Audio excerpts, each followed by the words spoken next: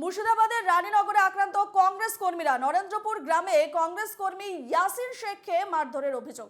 মুর্শিদাবাদ মেডিকেলে ভর্তি আহত কংগ্রেস কর্মী গতকাল রাতে বাড়ি ফেরার পথে হামলার অভিযোগ। বাবাকে বাঁচাতে গিয়ে আক্রান্ত কংগ্রেস কর্মীর ছেলেও। আহতদের ভর্তি করা হয় গোধনপাড়া গ্রামীণ হাসপাতালে।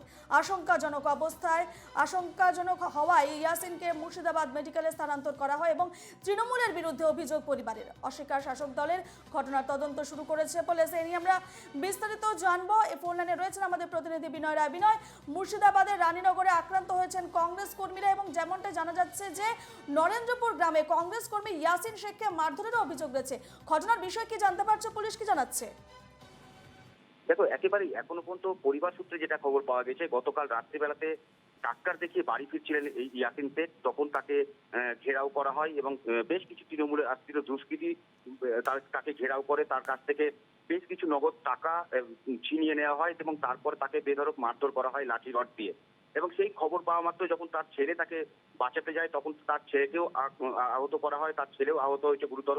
এবং তারপর ওইখানকার স্থানীয় লোকজন আসলে তাদেরকে উদ্ধার করে গোধনপাড়া গ্রামীণ হাসপাতালে নিয়ে যাওয়া হয় এবং বাবা ইয়াসিন শেখ, তার অবস্থা আশঙ্কাজনক হওয়ায় তাকে ইতিমধ্যেই স্থানান্তরিত করা হয়েছে বহরমপুরের মুর্শিদাবাদ মেডিকেল কলেজ হাসপাতালে, সেখানে তার চিকিৎসা চলছে।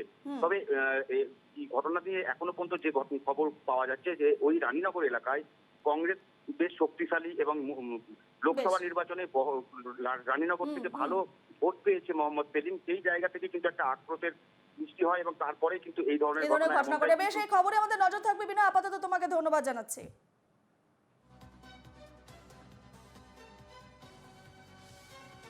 ডাক্তারবাড়ি থেকে আসার পথে ওই হিন্দুপাড়া টার্নিং এ ঢুকতে ধরেছে একজনের। 4-5 জনের কাছে মোবাইল ছিল, 8,000 টাকা ছিল, সব বের করে নিয়ে নড়ি দিয়ে আচ্ছা করে মেরেছে। আমরা কংগ্রেস করি। কারা মেরেছে তাহলে? কোন তৃণমূলরা মেরেছে।